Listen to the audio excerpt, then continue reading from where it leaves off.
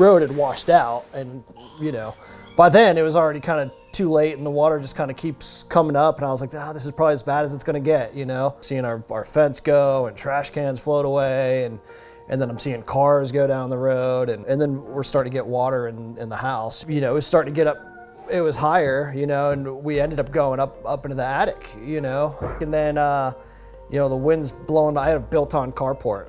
Wind's blowing the thing off the house, and then I had my head out the gable vent of the attic, and I just see this thing float down the water, and I realized, I was like, I just lied to my family. You know what I mean? I told them that the house might not be okay, but we'll be okay, and I'm like, I don't know if we're gonna be okay, but I was confident with them and what I told them, and I was like, I promise them we're gonna be okay. I was like, we're gonna be okay.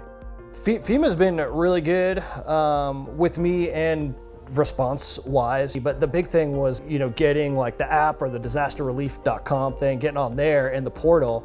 That was really helpful. I ended up doing all the correspondence through the website, and then they ended up calling me. So I had an inspector out within probably like a week, and then within a few days they deposited funds in my account. And then I had a guy call me Friday, and he says, "Hey, you almost got rabbits in your pocket. You're getting the first one in North Carolina." And I was like, "What? Are you serious?" So he just came by, that Saturday, and just dropped the whole thing right here. Yeah, still we're just like super surprised, super grateful. But also I had this like the survivor's guilt thing. You know what I mean? There's people in tents on where the foundations used to be. So take care of them first, and then just keeps on the list. You know what I mean? They're super happy to to have it and have their own little room and bunk beds and stuff. So it's nice. I think they're gonna be happy here. So.